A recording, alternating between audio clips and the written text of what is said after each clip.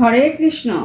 22শে মে বুধবার 2024 শ্রী শ্রী নৃসিংহ চতুর্দশী কিভাবে পালন করবেন? সংকল্প মন্ত্র, ব্রতর মাহাত্ম্য, ব্রত পালন না করলে কি হবে, সবিস্তারে ভিডিওটিতে আলোচনা করা হবে। যিনি প্রহ্লাদের হৃদয়ে আনন্দ ঘনরূপে বিরাজমান এবং ভক্তবৃন্দের অবিদ্যা বিনাশকারী, যা শরৎকালীন পূর্ণচন্দ্রের মতো অঙ্গকান্তি, সেই সিংহ বদন শ্রীহরিকে বন্দনা করি। বৈশাখের শুক্লা চতুর্দশী মহাতিথিতে স্বয়ং সন্ধ্যাকালে প্রহ্লাদের প্রতি নির্যাতন সহ্য করতে না পেরে পরম পুরুষ হরি তৎক্ষণাৎ সন্ত্রাস সৃষ্টিকারী বৈষ্ণব অপরাধী ভগবৎ বিদ্বেষী নির্ভেজাল অসুরকে বধ করার জন্য অতি ভীষণ শব্দে সকলকে চমকিত করে লীলারূপে ধারণ করে স্তম্ভের মধ্য থেকে আবির্ভূত হয়েছিলেন ভগবৎ ভক্তবৎসল ভগবান শ্রী শ্রী নৃসিংহদেব। সুতরাং নৃসিংহ চতুর্দশী বলতে বিশেষ করে প্রহ্লাদ পালক অর্থাৎ ভক্ত পালনকারী। বৃহৎ নরসিংহ পুরাণে স্বয়ং নৃসিংহদেব ভক্তরাজ প্রহ্লাদ মহারাজকে নিজের মুখেই বলেছেন, হে প্রহ্লাদ, এই জন্ম মৃত্যুর মায়ার সংসারে দুঃখের কারাগারে বন্দিত ভবভয়ভীত মানুষের এই অতি গোপনীয় ব্রতরাজ নৃসিংহ চতুর্দশীতে ব্রত অনুষ্ঠান করা উচিত। ভগবান নৃসিংহদেব বলেছেন, আমার এই বিশেষ দিনের ব্রত জেনেও যে ব্রত অনুষ্ঠান না করে সূর্য চন্দ্র যতদিন থাকবে আকাশে ততদিন তাকে নরকে বাস করতে হবে।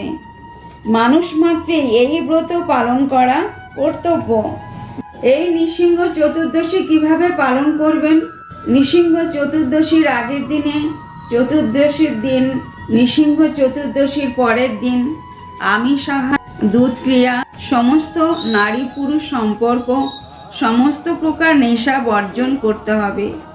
নৃসিংহ চতুর্দশীর আগের দিন সন্ধ্যাবেলায় ভগবানের চরণে পুষ্প অর্পণ করে এই সংকল্প মন্ত্রটি বলে সংকল্প করবেন, অর্থাৎ হে নৃসিংহ, অদ্য আমি তোমার ব্রত পালন করিব।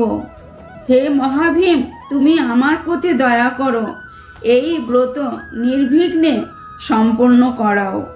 এই রূপে সংকল্প গ্রহণ করে ব্রত পালনকারী স্বয়ং সন্ধ্যা পর্যন্ত নির্জলা থেকে অপ্রয়োজনীয় কথা না বলে পাপীদের সঙ্গে বাক্য আলাপ, স্ত্রী সম্ভোগ, দুধ ক্রিয়া বর্জন করে ব্রত পালন করতে হবে।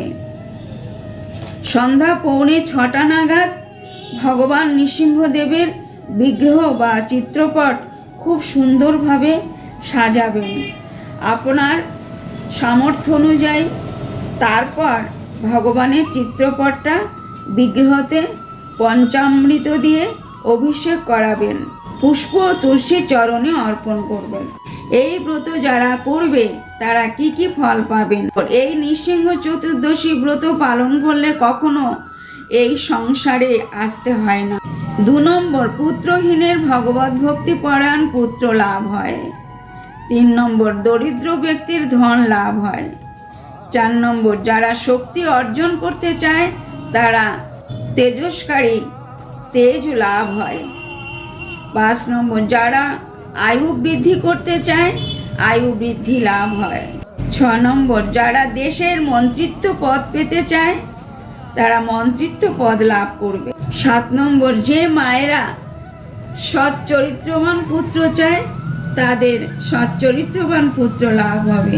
8 নম্বর, সৌভাগ্য বৃদ্ধি হবে, অবৈধব্য লাভ, পুত্র শোকনাশ, ধন ধান্য বৃদ্ধি, স্বামী স্ত্রীর মধ্যে সম্পর্ক সুমধুর হয়ে উঠবে এবং সমস্ত নারী ও পুরুষ এই ব্রত প্রভাবে সুখ লাভ এবং অন্তিমে মুক্তি লাভ হবে। এই ব্রতের মহিমা স্বয়ং শিব ঠাকুরের বর্ণনা করে শেষ করতে পারেন না।